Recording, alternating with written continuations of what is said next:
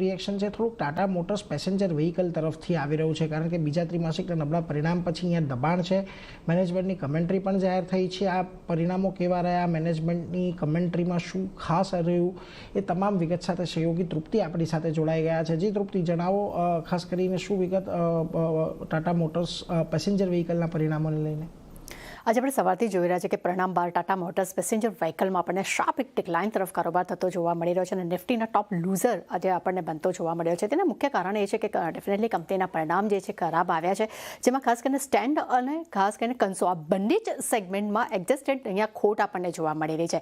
JLR પર જે cyber હુમલાનો જે થયું છે તેને કારણે તેની એક મોટી અસર જે આપણને જોવા મળી રહી છે, જેમાં 2008 કરોડની અસર ઓવરઓલ અહીંયા આપણને જોવા મળી રહી છે. બીજી તરફ જ્યાં મેં પહેલાં વાત કરી કે સ્ટેન્ડ અલોન પરિણામની, તો ત્યાં ખાસ કરીને કંપની જે છે તે 15 કરોડના નફાની સામે કંપનીને 237 કરોડની એડજસ્ટેડ ખોટ અહીંયા આપણને જોવા મળી રહી છે અને માર્જિનના ફ્રન્ટ પર પણ આપણને સાફ ડિક્લાઇન નંબર્સ જોવા મળ્યા છે અને 2.4% પર માર્જિન્સ જે છે અહીંયા આવતા જોવા મળી રહ્યા છે.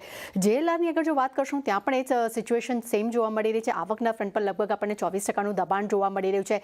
એબિટાની અગર જો વાત કરીએ છીએ તો તે પણ 1330 બેસિસ પોઈન્ટ ઘટીને -1.6% પર આપણને જોવા મળી રહ્યા છે.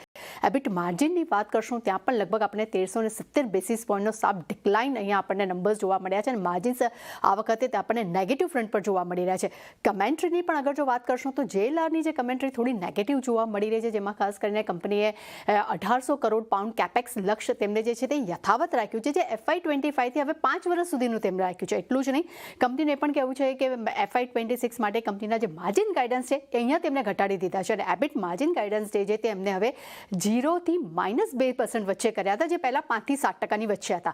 ફ્રી કેશ આઉટફ્લોની વાત કરશું તો જે પહેલાં 0 હતું તે હવે વધીને સીધું 22 થી 25 કરોડ પાઉન્ડ તેમને કરી દીધું છે. એટલે ડેફિનેટલી JLRની જે કમેન્ટ્રી છે તે ખૂબ જ નેગેટિવ આવી છે. હા, બીજી તરફ અગર ભારતીય બિઝનેસ મેનેજમેન્ટની કમેન્ટ્રી વાત કરશું તો ત્યાં પણ થોડો વિશ્વાસ જોવા મળી રહ્યો છે. તેમાં તેમનું કહ્યું છે કે ઇન્ડસ્ટ્રીઝની સરખામણી મુજબ અહીંયા ગ્રોથ જોવા મળી શકે છે. એશયુમાં મેનેજમેન્ટની વ્હીકલ ગ્રોથ જે છે તે ડબલ ડિજિટ જોવા મળી શકે છે.